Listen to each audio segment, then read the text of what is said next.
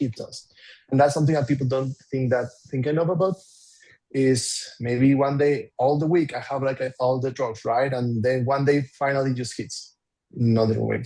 The problem with G is that, as you say, the problem is that measure and dosage can vary. And when we are really high, we are more likely to mess it up the next dose, right? Yeah. So G is caused because on the top of the problems of the how the substance interacts with your body is the human component of we mess it up. We mess up for a few minutes, we make a little more dose, we accidentally forget that we have the dose. That happens very often. We forget that we have a dose and we have another one. And with a drug that is building up in our system, as G, is one of the reasons you have to be extra careful. Yeah. I agree.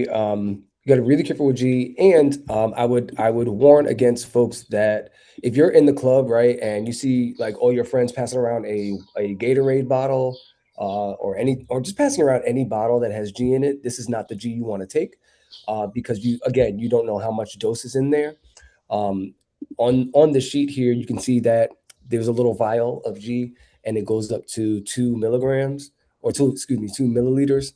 Um, I would suggest staying under 1.5 or 1 if you are new to it, um, and then testing it that way. And then folks should not be doing it more than every hour and a half. I think a lot of people do it sooner than that, but I suggest an hour and a half just to make sure. When people do G, they usually have a timer and they time it on their phone. So when you do it, you do your dose and then put the hour and a half there, and don't do it again until your alarm goes off. This is to prevent you passing out. As folks know, trigger warning, G is also used as the date rape drug. So like Francis and Eric were explaining, you go a little bit over that and it can be very detrimental to you, especially if you mix it with alcohol. So this is the one, if you don't mix anything with alcohol, you don't mix G with alcohol. It just does not mix. And ketamine, you don't mix ketamine with alcohol. Ketamine either. I mean, I Because would argue most drugs don't yeah, mix with alcohol. Just don't. yeah, Like, but you know what I'm saying? the alcohol again is one of the most problematics to mix with anything. Yeah. And that's the reason we have to be very careful about that. And the Yeah. reason you don't mix ketamine is because it's a downer, right? And that's the reason you have like a. I've seen this happening very often. People is drinking all day and then go to a party and do a line of ketamine, and then and the first people they start, oh my god, it's fentanyl, it's fentanyl. Uh, that's important too. Don't run to believe that it's fentanyl just because somebody failed, because that's also create like some a scare that's not helping anybody. For the most, is like people get a lot of alcohol or are doing G and then do ketamine, and both the three are downers. So that's what it will lead you to have like a breathing issues and then eventually stop breathing. Yes. So that's important too. Someone said knowing the difference. Oh, Francis said knowing the difference between GHB and GBL. Correct me if I'm wrong, but GBL is like a synthetic version of GHB. Yeah, It's they're like the different. precursor, so it's like a more potent version. It's almost twice as potent. So knowing that like one is more viscous and salty, and the salty, other yeah. one's more bitter and runny, you might end up overdosing if you end up with the GBL and measure it as if it were GHB. Thank you. Yeah. And So somebody just asking like let how me much know what you're taking. mushrooms. And shrooms is shrooms should also be in the list along with LSD and Yeah, other hallucinogenic drugs. but they should also like not be that complicated. But again, iteration, right? The other thing is iteration. Coke doesn't dehydrate you much. You just have like different versions stuff. With this you faster. That's something. Cool. Any other questions about the drugs on this list? And we can, if you have them later, we can go back. All right. Cool. All right. So we're going to move on to spotting the signs. So a lot of times, folks find themselves in a chemsex situation without wanting that, right? I have been not a victim, but this has happened to me before where, I thought I was going over a hookup's house for one thing, and I get there and it is a totally different situation that involves drugs that I did not consent to. right? So in order to watch out for that, I think it's to be really smart about the signs, and especially when we're talking about hookup profiles and dating online. What are the signs of chemsex that we need to look out for? All right, so I came up with some fake profiles of these guys, and I want y'all to find the signs of chemsex, if any. So we're looking at Mateo right now. Who can spot a chemsex sign?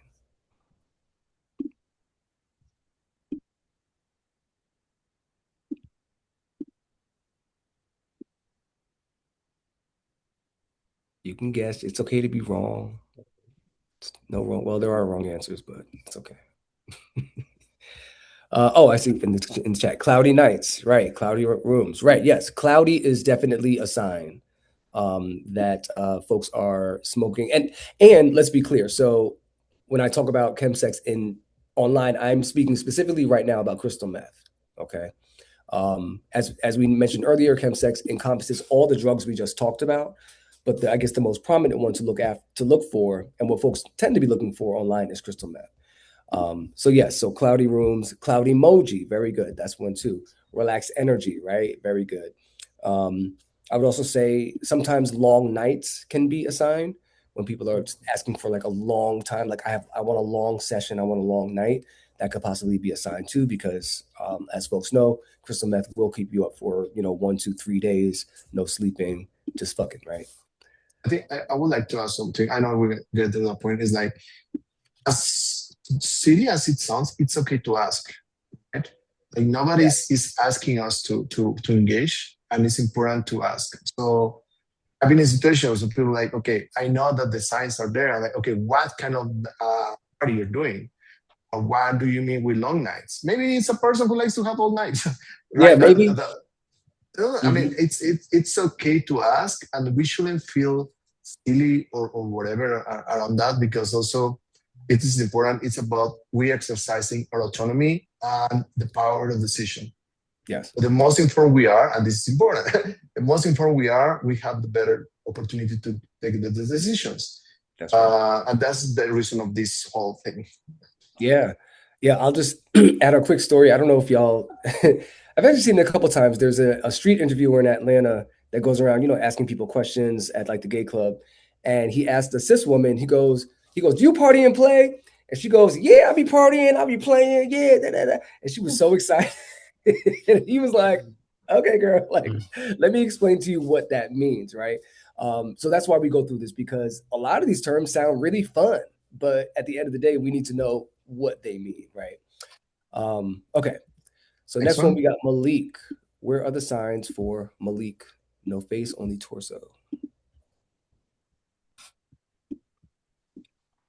Says meet me late, enjoying, can host, looking for long late night hangs, and no judgment. Meet as in Tina. Yes, that capital T will tell you every single time. Yes. That capital T will tell you every single time, right? And as Josh mentioned, or Francis mentioned, that that means Tina, aka crystal meth, right? Diamond emoji, very good. Diamond is there. Yep. Sure. Any more? Okay. Yeah, the diamond, the emoji, the balloon. These are all signs for someone wanting. Do you want to come the balloon where it comes from there? I don't know. I don't know what the balloon is. It's party. It's party balloon. Oh, because party. Yeah, because the thing like each one has a meaning, right? The clouds, of course, the cloud stuff. The diamond means to me a crystal. Yep. All right. The next one is Elias. It says good energy, friendly, easygoing, into good conversation, weekend plans, and long sessions with the right person. What's Elias giving? Not the right person. You want the right person. You're like, oh, everybody can be the right person. What signs do we see for Elias, if any? Maybe there's no signs. Maybe he's just chilling. Profile pick of him smoking. Yeah, that's the telltale sign. Now, but see, not everybody knows that, because no shade. When I first started getting on hookup apps and I saw people behind that puff of smoke, I thought it was weed. I always thought it was weed or a vape, right? It will look very similar. But I soon found out that that is a telltale sign of a crystal meth user, right? Yeah. And again, we're not judging these people. You want to do crystal meth? That's on you, baby. That's on you to do. However, I need to know if I'm coming to your house, if that's going on, right? I'll tell a very quick story. Once I and it brings it back to why Eric said you can ask, right? It's best to ask. Anything that you don't understand or know is to ask. So I went to a piss play workshop many years ago, right? It was really cool. It was like my first BDSM workshop ever. And a guy was telling a story, and he said that he was recovering. He had just recovered from, being addicted to crystal meth, right? And he went to this other guy's house, right? And they enjoyed some piss play. The guy peed in his mouth, right? After the guy peed in his mouth, he started feeling weird, right? And feelings of his crystal meth addiction were coming back. And he was like, what the fuck is going on? Why am I feeling like I just did crystal meth?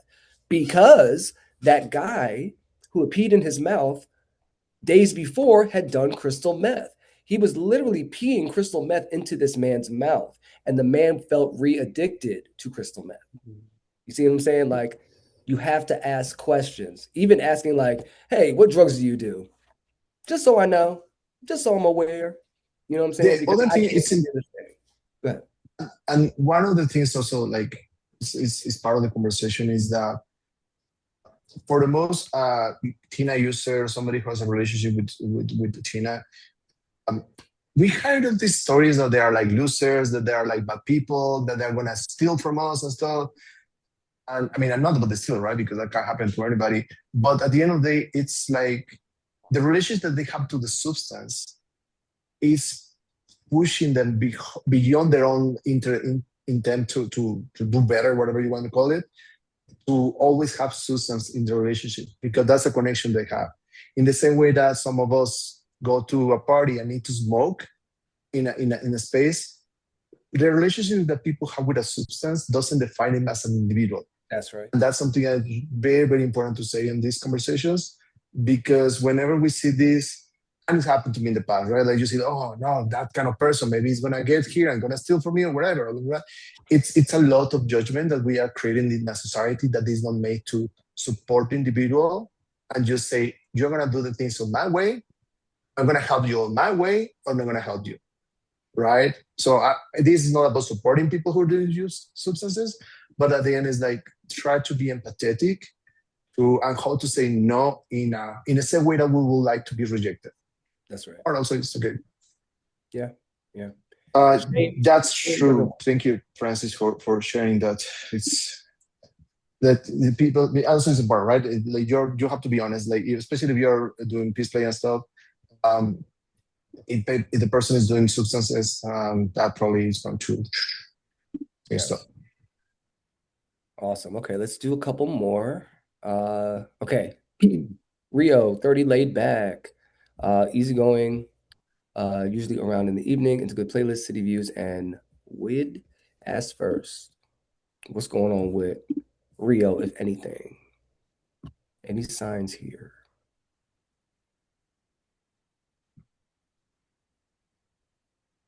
Weed. Yeah. He just wants to smoke a blunt.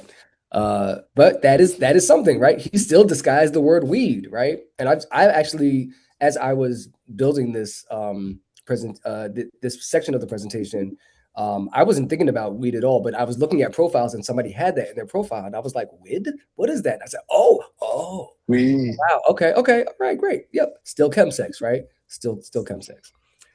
All right, next one is Jordan. What do we got for Jordan? Yeah, some apps block 420. Yep. Anything for Jordan?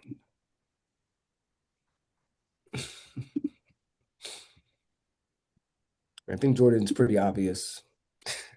What's going on with it? Party planner. What is that? Party planner? Next to the balloon. What's next to the balloon? Oh, what is that? Oh, it's a balloon arch. Balloon arch. Oh. He said, I plan birthday parties for work, make balloon arches, and love cloudy day hikes. Clearly, Jordan is looking for something. He's a romantic, right? Poet. We'll have to find out. Poet of his time. Okay, so we went over a couple of these things already, but just to reiterate, here are 5 signs of hooker profile likes to party and play. Party and play in this context specifically means crystal meth and having sex. This is not about judging or shaming substance use, your body, your choice, period. It's simply to help people to use hookup apps to understand the hidden language. As we mentioned, number 1 is emojis. Look out for the clouds, the diamonds, party symbols. Capital T's, as we mentioned. T stands for Tina. Does anybody know where that came from? Tina? Why the gays called it Tina? It's actually a problematic reason, so maybe we won't go into that. Cloudy or smoky pics, right? If they are behind a cloud of smoke, that is not weed, that's not a vape, that's most likely crystal meth. Long sessions, some profiles might say that. They want to go all night, go for hours. That might be a sign. And it's not always a sign. Some people want to do that sober, right? So again, we want to ask questions. And then direct questions. Your hookup might literally just ask you, hey, do you PNP? Do you party? Do you use crystal, right? A lot of folks are, because no shade, the culture around chemsex has become so normalized that a lot of people are not afraid to outright and ask you, which I prefer. I prefer someone just ask me, right? I never demonize the question because they're being very explicit with me about what they want to do with me, which I enjoy. So yeah, some people will just ask you the question. So, Francis, yes, sometimes people, it's not that they are using either or, sometimes they do and other drugs, right? So that happens very often. Again, sometimes I just 3 a.m. in the morning, you come to a party like, hey, a party play, and I ask, what are you doing? If you feel offended by the question, I mean, it's not my problem, right? It's for my own safety. Personally, I don't engage with Tina. There is a political aspect about that. But any other drug, I'm whatever stuff, I know how to take care of myself in that aspect. But yes, most of the time, party and play, it's more used to do clouds, to do Tina. Sometimes I would say weed, but they use weed and Tina. That happens. Yeah, I would agree to that. I don't think anyone's ever asked me to PNP and not met crystal meth. And when people ask me about other things like, hey, do you want to smoke? Like, do you want to smoke is also something you have to ask a question about. But like if people say, do you want to smoke? People usually say, do you want to smoke weed and have sex? Or do you want to do a Molly and have sex? People tend to be more explicit, in my experience, with other drugs and very secretive when it comes to crystal meth because it is so demonized, because people consider it the worst thing ever, right? When we're all doing drugs. It occurs to me something that is important to also mention. People asking us if we do drugs doesn't have to do anything about us. It's about the person and the relationship with drug and sex, right? Because it occurs to me that sometimes ask you and they're like, oh, how dare you? Like, okay, no, it's not like, girl, it's not about you. It's about the person and their relationship to the drug. Yeah. It's just let go, right? I'm not saying that happens, but it may happen, right? Is that, again, each of us have a relationship to multiple things, parents, blah, blah, music, parties and stuff. Substance is another relationship. And because unfortunately we live in a society that rather to point fingers and label things instead of helping, we are in a position where we lose a lot of people because of that. That's right. Cool. Any questions on any of that? I'm not looking at the chat, Eric. If you see questions, let me know. No questions so far. Okay. I'll pass it over to you for boundaries. Okay, this is my favorite part, right? As harm reduction is one of the things that, and first question, do you know what harm reduction means? Any of you guys? What does that mean? Harm reduction is kind of like, it means mitigation, where you realize people are still going to engage in risky behaviors, so you just kind of set up some defenses to like make the risky behaviors less detrimental. Or at least that's how I interpret harm reduction. Okay, that's one. Somebody else? You can write it on the chat if you want to. You can Google it if you want to and just put it there. That's fine. Okay, so Joshua is right. Harm reduction for the most are is a collection of tools and strategies that help us to, whenever we enter in a situation that's going to put us on risk, we're gonna just, stop. However, I rather to see harm reduction as a framework that offers solidarity spaces, right? You hear this very often, safe spaces, queer spaces are safe spaces. There is no such a thing as safe space when you're when it's sex involved and drugs involved or alcohol involved, right? There is no such a thing like that. What I'd rather to think is that solidarity spaces, solidarity spaces, because if we consider that in this framework everybody should be still supported, we are going to make sure that everybody feels better. For example, people who are in the spectrum, people who are very sensitive to lights. Whenever we get into a space and the lights are like, boom, boom, boom, boom, boom, if that person don't have a space where they can feel comfortable and safe and they can just have time to regulate themselves, imagine that happening to somebody who is going through like a bad momentum reaction to substances, right? We need to offer the same spaces. We need to offer the same safety. Same for a person who is mute or a person who is deaf. If that person don't feel supported and taking care of that space, we are not offering a space for anybody like that. That's what I'm talking about harm reduction as a framework, as opposed to the strategy of tools. One of those frameworks is talking about consent. What is consent? Anybody know consent?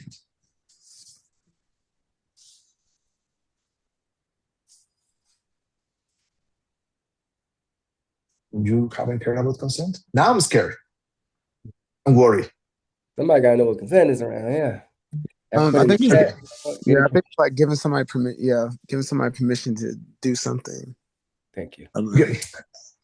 Yes, that's a way of saying it.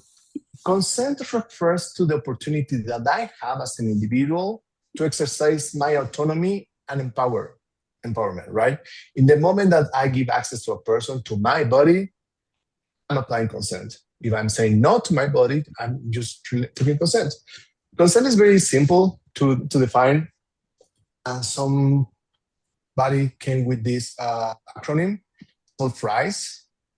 It's very simple. FRIES starts for, first, it has to be freely given. That means that it can be coerced. When I ask somebody, hey, do you want to, I want to have sex with you, yes or no? Yes or no. If it's no, no, it's a no. This idea of turning yes or no, very problematic. It comes a lot with the idea of conquering. We don't conquer for consent. We have to respect people's autonomy and body autonomy, and that's important. Reversible. That means that in any moment, given moment, I can just reverse that.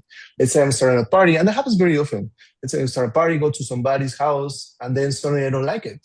I want to be there, or that person like to be there. That person has the right to say, no, I don't want to do this anymore. And there is no reason for us to be offended, because if that person is not having a good time, why do I have to impose myself? Reversible. Inform. That means that I have to be explicit about what happened. This is something that Gen Zs are doing more often, is being more explicit about what happened. Okay, do you want to come to my house to do this and this and this? That's being informed. Our experience was in Masur, and then eventually Masur's, happy ending and stuff. It is very important that when you are offering services like that, you be explicit about what is going to happen at the end. Because people love this idea, like, oh, well, I want secrecy. Like, no, sir, you're paying for this service, you're going to get this. If you want more and it's not talking the conversation, then it's about expectations. If I'm not clear about my expectations, of course I'm going to be upset, and other person is going to feel offended. And again, it's something that we don't practice very often, because we are used to just go with the flow and get the things and stuff, but that becomes problematic, because when we don't talk about what we're expected, that comes from misunderstandings. The other thing is enthusiastic. That sounds like a yes, I want to have it. That sounds silly, but pretty much it's like, again, it can be coerced, and the person has to be convinced. And the other one is specific. Specific has to do like exactly when are the levels of intimacy established. Okay, so informed and specific are very connected. Again, fries is freely given, reversible, informed, enthusiastic, and specific. Any question for so far? Okay, so I'm gonna give you an example. If so considering these 5 things, what happens if I go into a party and I'm drunk and I want to have sex with a person? Is that relation experience going to be consensual? And why?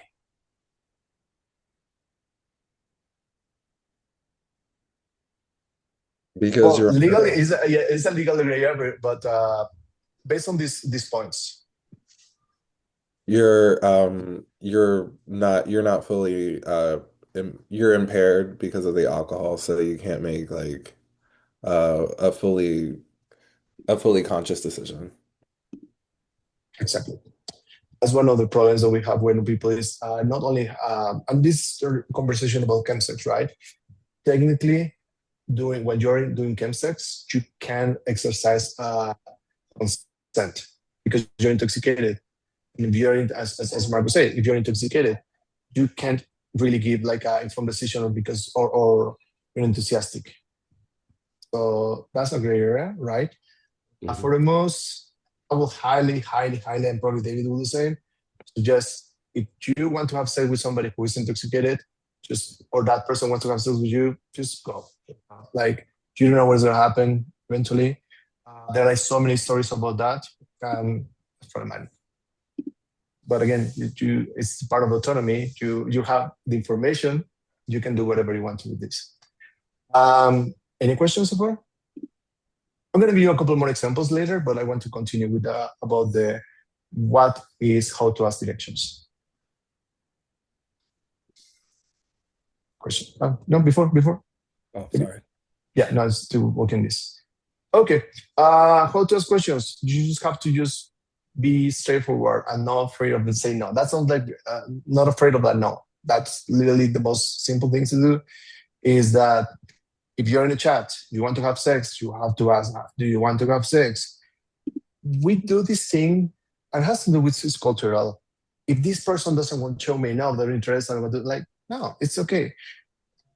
Also, context matters, right? It's not the same not having a response in social media than not having a response in person. If a person if you're in a space, in physical space, with some person, and the person say no, okay, you can just move on. Still alive. Nothing's gonna happen. How you feel about the rejection is a different thing. But social media, nobody owns your answer. That's not a thing. Just because you are horny and the other person is horny in the chat, the person doesn't respond to you, doesn't mean that you have that person owns you an answer. That's part of autonomy. That's part of empowerment, right? Me as an individual don't own anything, especially if I'm not impacting anybody's life, unless different dynamics, right? Then there's other thing is the power of no. Saying no actually establishes boundaries. And again, it says the same, it's empowers, no? Sometimes we tend to say yes because we don't want to aggravate somebody. But whenever we say that yes, probably we're going to just put ourselves on risk. Or we're giving more than we are able to give. So that's important that we understand that it's okay to say no, because that way we can exercise autonomy. Does anybody understand what autonomy is?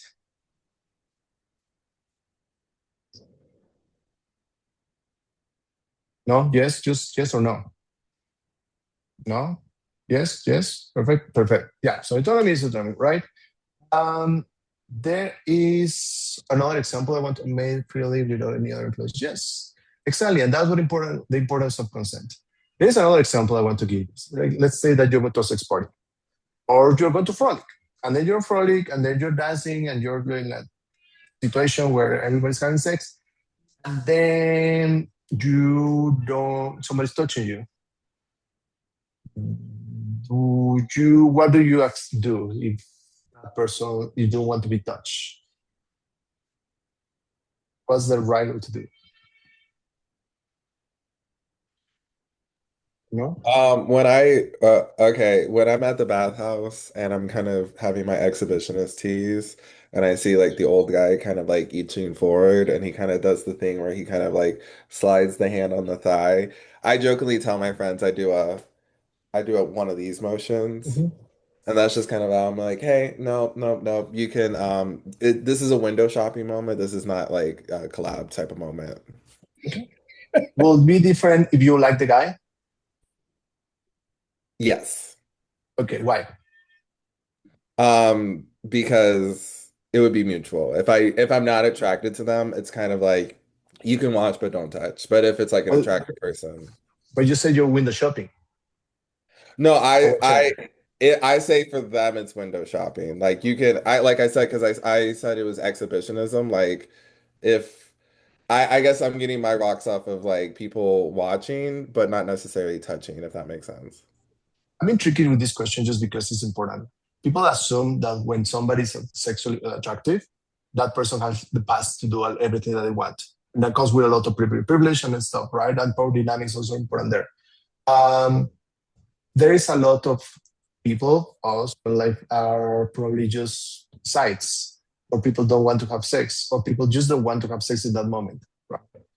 So expecting that a person, just because you're in a sexual space, that person wants to have sex, regardless how you see yourself, because that's like, okay, how dare you to not like me on the super show, blah, blah, blah. It's important that we respect people's decision. As you say, like you say, don't touch me. That's okay. We can be offended. Also, we have to be respectful of other people's responses. I hear stories where it was a guy in a party condom situation, right? And there was a condom. You will assume that person is receiving everything that's going. And then some point, somebody just came and say, no, not you. And the guy got offended. The guy offended, like, how is it possible that you are a condom? You are not condom for me. And the guy has the opportunity, the condom person has the opportunity to say no because it's their body. And he doesn't own anything to anybody. And those are things that we need to question ourselves on relationship to sex. Just because I'm in Grinder doesn't mean that everybody's looking for sex. Just because I'm in a sex party doesn't mean that everybody's going to have sex in that moment or with me. That's also a valid question, right? It's how to decentralize ourselves and understanding that me letting everybody else exercising autonomy and body is also how I respect myself. Does that make sense? Okay, so there is next point. Harm reduction. Okay, I think like there was a point of discussion that went to talk. David, you got like it's some strategies for harm reduction. Yeah, no, And go before for it. Go for it. okay, Yeah. so there are 5 things that I want to discuss first. Is like first, whenever we went to a party, so let's talk specific the example of Frolic, right? We gone to a party or an event where everybody's going to have like partake on situations. We need to be sure that everybody's informed. If we are going by ourselves, informing everybody where we're going, that's important because accidents happen and we don't want to do so. Even if we are in a space that is shielded, let's say Rhode Island, Provincetown, White Lanes, whatever it's White in Florida. So because our safety comes first. The other thing is avoiding isolated situations. That means that if I'm gonna go to meet somebody and then I don't know information or it's gonna be, so just try to be careful about those. For we queer people, it's always been kind of a thing, and also we don't have to feel obligated to stay. That's another thing. As I said before, with consent, we can say no. We can just leave in the moment we want to, and if the person feels offended about that, that's also a red flag, right? Right. Because that also can happen. Like we went to a party, we don't have sex. If the person doesn't want to say no, also problem. That's then also an indicator that sex will be good, bad. There is another thing I've been practicing again in last year in Frolic. I call it triad. So let's say you go to a party and then you go to a fair. Right? It's very hard to just have like leverage on decisions because when you're both of you only, because one say yes and those are no, what do you do? You just flip a coin. And when you're tried, you can exercise leverage on decisions and also can check like accountability on each other. And that's also a very interesting thing to do. because let's say you go to a party and then you're the three of you guys, and then you unanimously, you don't have to be unanimous into the decisions, but it's two of three have to be agree to do something. Otherwise, you can't do so. That, in my experience, keeps you safe and accountable because the idea is you don't leave people behind, right? So we as a community, we have to just be yourself and you can move from space to space. And what we did that time is like we went to house for house. And then in some points, like, okay, so now we have to leave. But if you want to stay, we can leave. So it's either the three of us leave or the three of us stay. But you can stop. And that's important because, again, when you're managing substances, it's easy for you to just keep like stable. Any question? Yeah. No? I'm not sure if you mentioned it, but I would add, it's such a pet peeve of mine. Went out and I see people doing this. Do your own drugs, do your own stuff, right? Like when I see folks like at the club, like, hey, you got any like looking for drugs at the club, girl, you have nowhere to test that. Like, you don't know who this person is, right? If you're going to engage in any substances, it's best that you have a dealer that you can trust, right? That you're testing those drugs and you're testing, you have your dosage ready, like everything's mapped out, right? You gotta, it, it takes a lot of time and effort to do this correctly because you make one mistake and it's over, right? So I would just recommend having everything you need ready to go, tested, ready to go. Testing important because so I have a friend who's a dealer, right? As a friend, he's like actually a friend. And then one day went to a party and he offers me a line of ketamine. I'm like, okay, if you're my friend, of course you carry me and stuff. And I asked him, do you test your drugs? Like, no. Like, fuck. Like, what do you mean you don't test your drugs? Because his dealer is his friend. So if you don't, if his dealer is his friend, that means that the same way I was trusting him, he was trusting his friend. Right. So there is a chain of trusting that actually is just leading to chaos because unfortunately, again, if we don't advocate for ourselves, nobody's going to do it. Thank you, Francis. So the important here is that the silver lining is that test your drugs no matter where they come from. No matter if your close friend, no matter if your grandmother who is giving you drugs, test them. That's right. Because you never know where they come from. That's right. And when testing the drugs, it is important to test all of the drug, not just a little piece of it. So often folks will get an ecstasy or a Molly pill, a pill that is pressed together, right?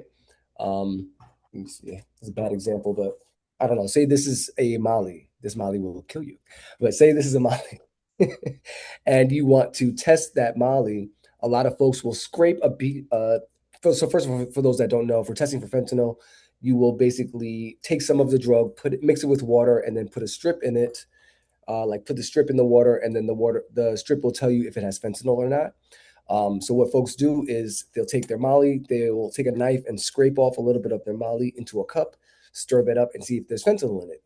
The issue with that is you only scraped this side. There might be Molly over this side, right? It might be over here. So you can do one of two things. I'm sure there's more methods, but these are the two that I know. I would suggest scraping all around the pill. So you're scraping every bit of it, right? All the way around it in order to make sure that you're getting every piece of it. But then someone actually told me to go a step further, and they said, actually, put that whole shit in the water, put the whole thing in the water, right? And then drink it. You can drink it, right? Excuse me, put the whole thing in the water, test it. Yikes. Test it, and then you can still consume the substance through drinking it, right? It will be in your body just like anything else. Yes, drugs are too expensive to be playing around. Too expensive. This is a lot of money. There's a lot of money going down the drain to be messing it up, to be in the hospital the next day. You paying to go to the hospital? No. Also, I can stress this enough. If you find something on in the floor, don't take it. Oh my God. It's happened so often. Yeah, literally, you will think that it's the crazy thing. You don't know what that is. People still doing it. People were like, girl, it's just like, we're like, what? I know so many stories. And the problem is that you tell the guys, don't do this shit. And they're like, what is wrong with it? And they give it to you, right? Especially because, I mean, I don't know. It makes no sense, but it makes sense to say that. Please don't take stop. Okay, question is, what other methods of harm reduction, besides testing drugs?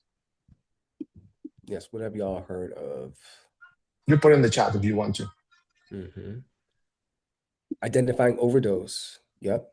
What might that look like? What might an overdose look like?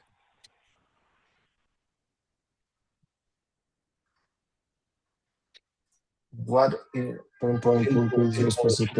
start brain? Okay. So here is interesting because you're talking about that specific overdose. What is that one you're referring to? Fentanyl. An opioid. Yes, exactly. And this is important because not all overdoses look the same. In fact, you can overdose on alcohol, right? There's alcohol poisoning. Yeah, blackout. Blackout. Yes. So identifying overdose, there is something. Well, let's continue before you into this. What other one do you know?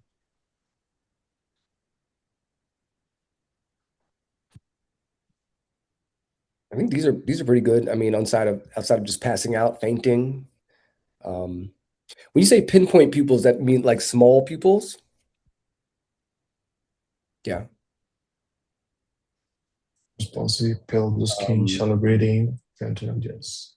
It also can happen with G too, right? Well, yeah. The thing like with G just G-hole. because also they are like depressors. So your breathing is kind of have the same.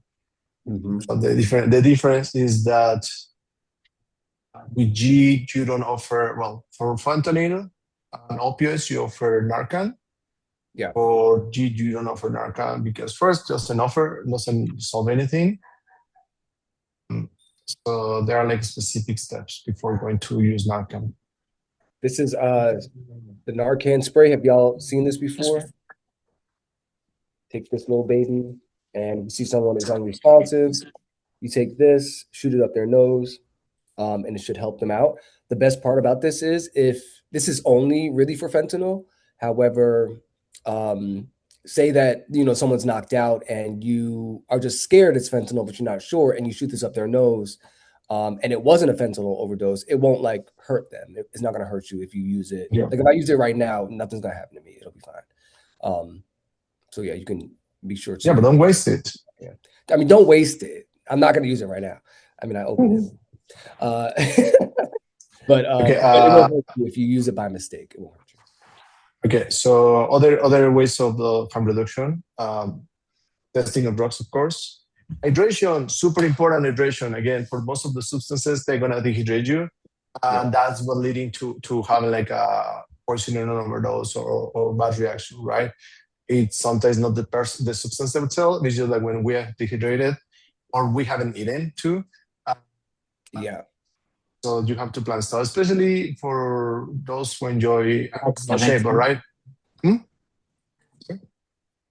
Just those for enjoy, like go to party and then expecting to just have sex and then you douche and then you're like, okay, so I'm not gonna eat the rest of the night because I just douche, right? Just be mindful about eating and drinking water. Yeah. Okay. That's thank you. Thank you. So there's a host of like how to use Narcan. That also is important. That's a different. Maybe we have time at the end when we finish this. Don't mix substances. Again, there is a whole. We can just share. Maybe do you have the link to the first thing? There's a chart. Actually, Impulse has it. What substances you can mix and stuff. Yes. Yeah, I can find it. Yeah, this testing your drugs, of course. Know your doses, and this is important, right? For the most, again, as a user of ketamine, like happens, right? My friends, the first one they give me, they just like huge dose. It didn't cause me like a lot of conflict, but that made me very resistant to ketamine, right? So the problem is that every time I meet somebody and they're like, "Oh, you want a bomb?" I can give the bomb that I receive because I have like a lot of tolerance. And that's something that people don't question, is that what is relationship to the doses they have. In a perfect world, in a perfect world, we would never be introduced to a new substance in a space that is not controlled. Party with loud music, not such space. That's a risk. And whoever is doing that, it's kind of like, it's not a good friend because we want to know how we are engaged and we're ready to do a drug. So I'm Latino, right? In Mexico, we drink a lot of alcohol. It happens that when you're a baby, your parents give you a little alcohol so you can start testing, right? Imagine that as an adult, how that will look like. I mean, go to space, you're in your friends, where a place you're safe, and you start testing how you react. That will work for whatever substance, alcohol, weed, whatever, right? Because again, every person reacts different to every substance. So we need to know how our relationship to substances and what our doses are. Yeah. You want to continue, David? Yeah, I would also suggest that. So when when the boys are going out to party, right? The butch boys going out to party.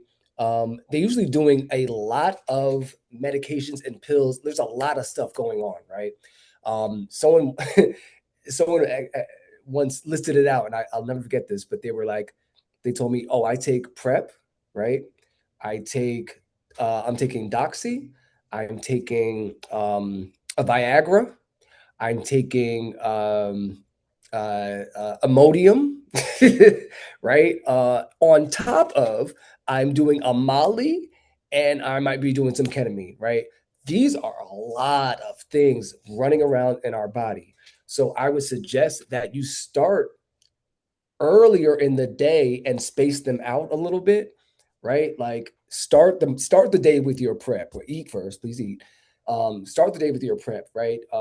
Start spacing those things out, so then you're not taking it all at one time and all these things are happening in your body at the same time. Because yes, you're taking these recreational drugs, but you also have this medication that could also just affect you, alter your system, and fuck with your liver. So I would just suggest spacing all those things out.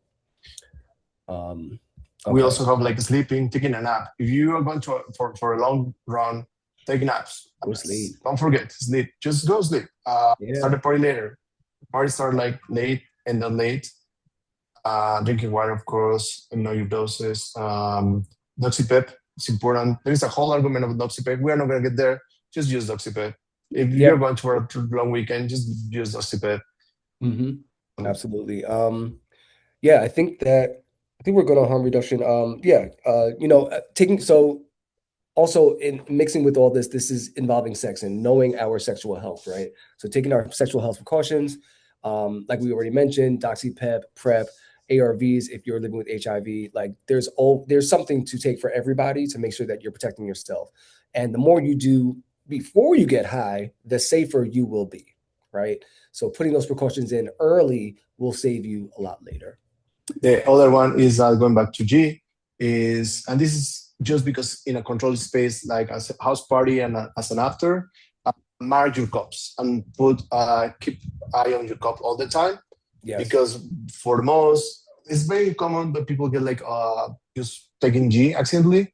Let's say somebody was drinking alcohol and then somebody just put the G in their stuff. It happens very often. So mark your cups, keep an eye on your cup.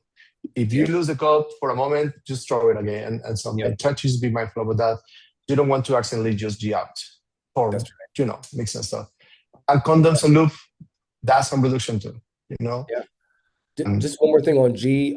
So I went back to the graphic because if you see under the G or on the G graphic, there is a little vial there.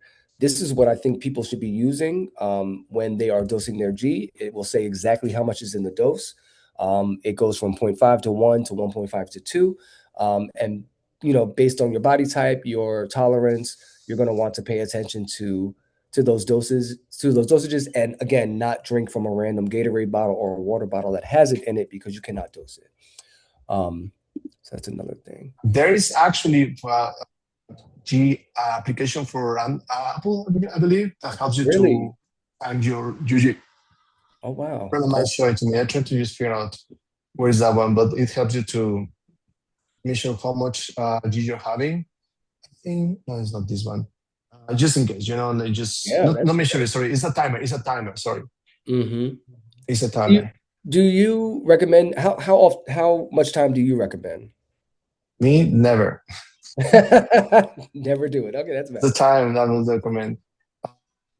It's depending again because some people they will say 2 hours. Well, like some people do 2 hours, and then Some people again, do what did you 30 eat? minutes. 30 minutes. So like depending on the Yeah, dose. That's so important. You have to know your doses. that's right. Um, okay, I'm just gonna put the app in the chat. Just I mean, not try to say anything, but just in case, Hmm. it's important to have resources, right? Okay. And the last thing I'll say is eating. Like plan your eating, plan your meals. Like I said, we're drinking water, but definitely plan your eating and your meals. I'll tell you a personal story. Once I was engaging with someone that was using crystal meth, and we were engaging for it was a long session. I was not doing it, but he was doing it. And during that session, he ate a lot. Like every 2 hours, he would stop and eat, and like not just like a snack. He would eat he would eat like a lasagna, like he would eat like a full meal. And I thought it was so interesting. And I asked him about it. And he was like a muscular guy. Like not looking at him, he wasn't wasting away or anything. Like he looked for lack of better terms, he looked very healthy, right? So I asked him about it. He was like, "Yeah, the only way I'm going to be able to sustain is if I continue to eat. I have to force myself to eat because if not, like I will waste away." This guy, and I messed with this guy one time, but he was a dedicated crystal meth user. Like this was his thing. He didn't want to change. This was his thing. Um, and yeah, it was just fascinating to me that that was his harm reduction method. So I like to share it with other folks. Yeah, I think it's important that we unfortunately are subjected to what we expect society expect from us, and that sometimes leads the way we interact, right? So sometimes like, oh, I actually to go to a party, I always bring candy. Always bring the candy because it's important to have like, something to chew. Also, chewing and gum and stuff, not just to just keep Yeah, the stuff. moving your mouth. Hmm. And so if you see me in a party, most likely they're gonna have gummies, right? It's funny because sometimes people like just make fun. Well, not try to be mean and whatever, but you're like, oh, you have gummies? Yeah, I have gummies. You know what? And that's my life because that's how I'm keeping myself safe. Yeah. And others, right? Gummies, chewing gum, stuff, things like that also help you. So the cyber learning here is that it's about keeping yourself safe.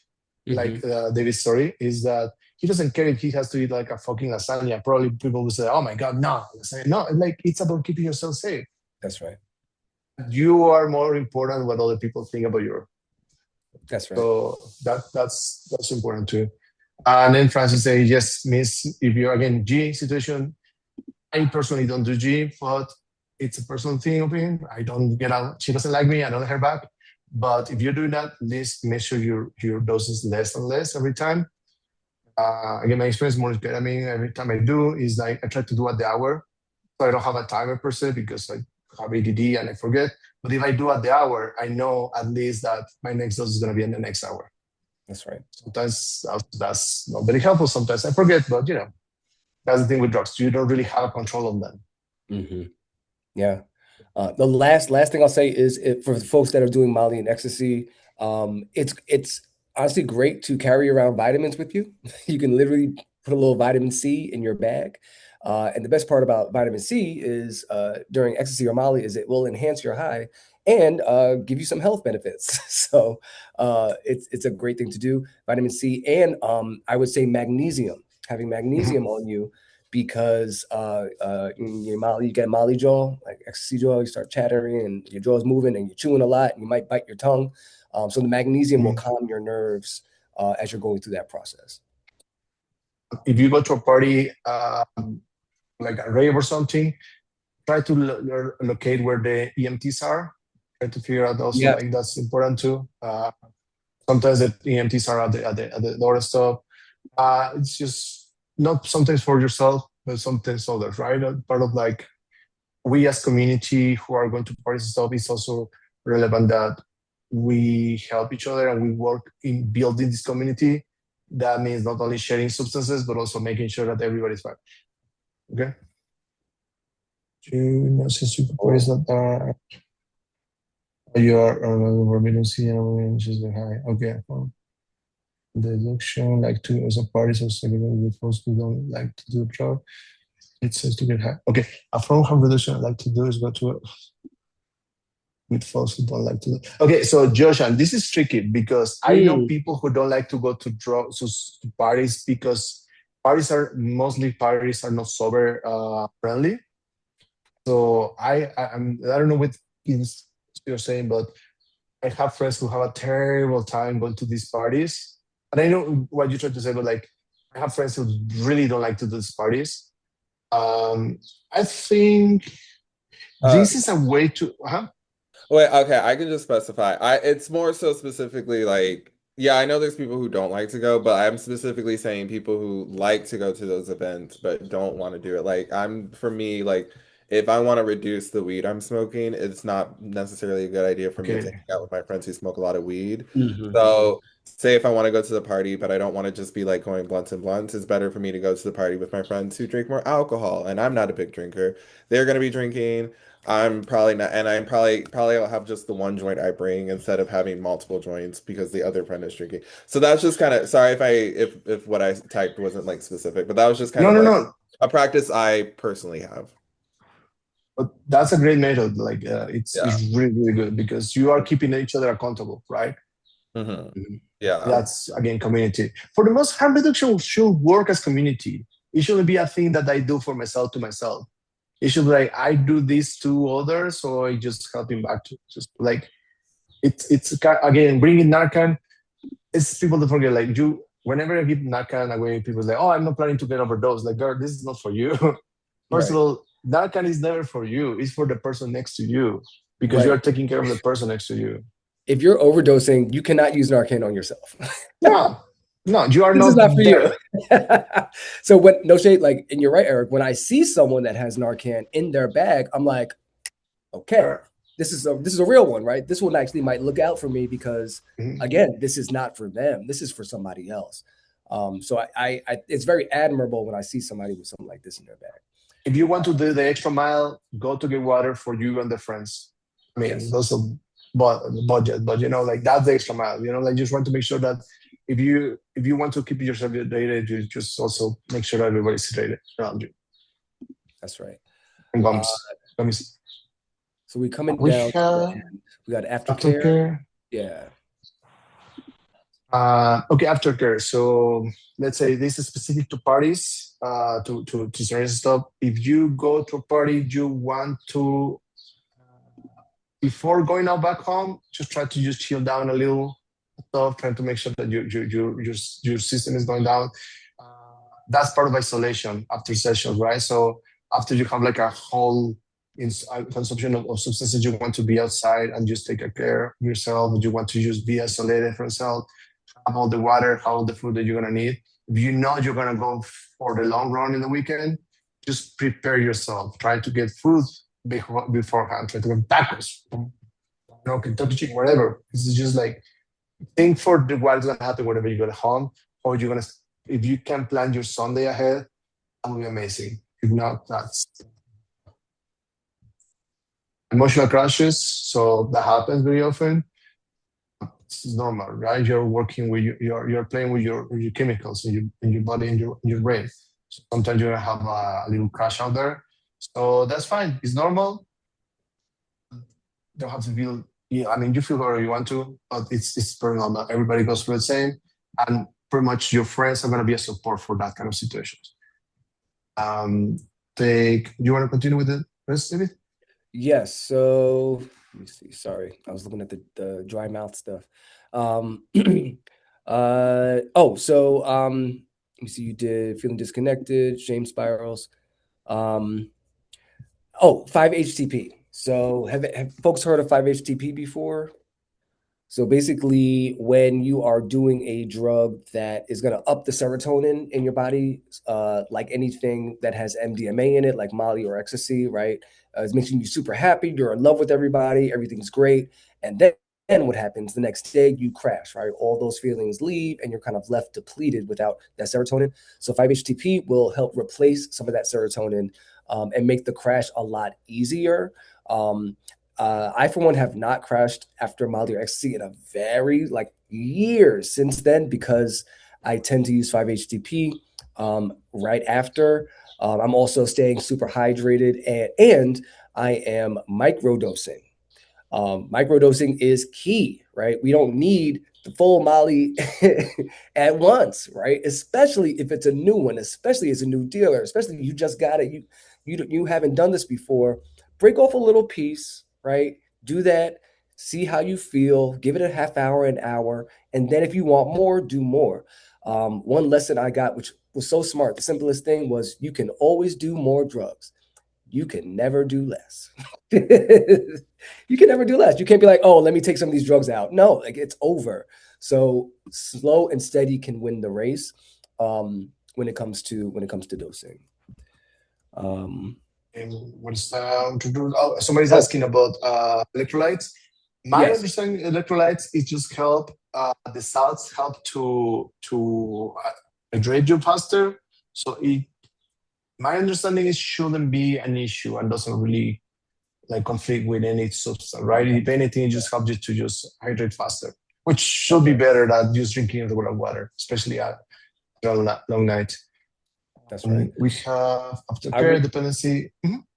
Oh yeah, I was going to suggest. So for those that are doing nose drugs, your ketamine, your cocaine, your 2Cs, right? So you're putting some powder up your nose. That powder will sit there. It will just sit there, and you're at work on Monday morning at the office, and you sneeze and a little coke comes out your nose. So I was just cleaning your nose after doing nose drugs after the weekend. You can literally, if you're comfortable with it, what I will do is I will literally put some water in my hand and I will snort a little water up and then snort it out. But the safer and easier way is just get a neti pot. If y'all have heard of a neti pot, right down at Walgreens, your local pharmacy, you pour the water in there with the saline solution and it will come out the other side, just to avoid tearing and things that happen to this very sensitive part of your body. Yeah, that's something after a common party and I just clean my nose before going to sleep. And this is important when you're doing coke because coke is abrasive. So there is a story, a very famous Mexican model that she did years, tons of coke, right? And then kind of just really messes with it's corrosive to your nostrils. So you're doing coke, just clean your nose every single time before going to sleep. Because otherwise you get stuffy. You don't want to have a stuffy nose and you don't get to sleep well. Yeah. Electrolytes, carbs, eating carbs. Carbs are good. Carbs are your friends. Gotta eat. Mm-hmm. Especially, you get home because it's eating. You have to take care of the body that you want to use for next week. That's right. Don't try to not. This is the thing, validation seeking. It's hard, right? Because for the most, everybody has a different relationship to the substance. Everybody does that differently for whatever reason. And there is no shame on that. And it's also important to question ourselves why we are doing things. Mm-hmm. Just no shade. Sometimes I like to be the center of attention. In the past, I used to have a very particular relationship to sex. Whenever I feel sad or have a bad day at work, I need to have sex. I need to have I need to have somebody to feel that I was pretty in order to continue my day, work on that and stuff. But that's normal. For the most, sometimes we enter in substances because we want to belong somewhere. Right. We don't do this and this and stuff. That's fine. The problem is when that's something that we don't work, and we let that lead us with life. That's right. All right, Josh. I'm going to give you your time back. It is 3:30, but we did want to share.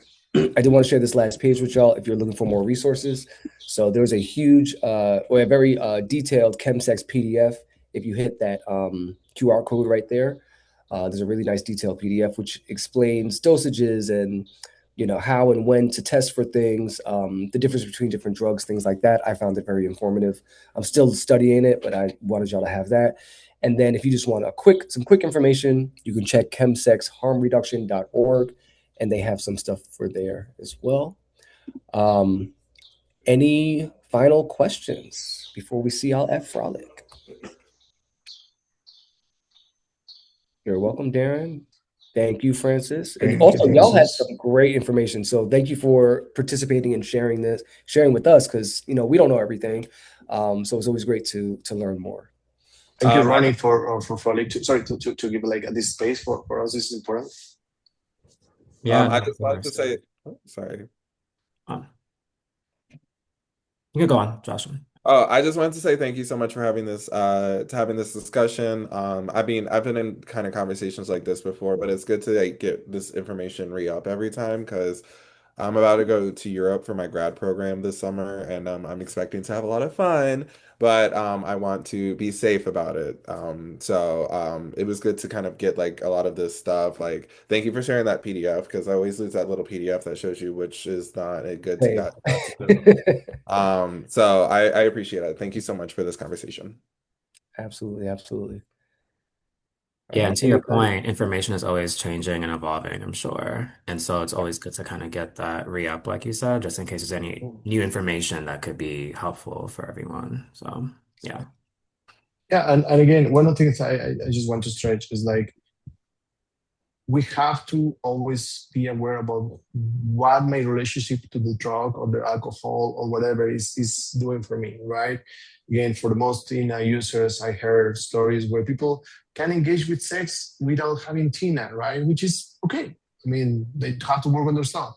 Like if I go to a party and then I have the most amazing night of my life with I don't know, like Molly, maybe that's gonna be in the back of my head. And then in order to replicate that amazing night, I need to have that drug. That's what that happens.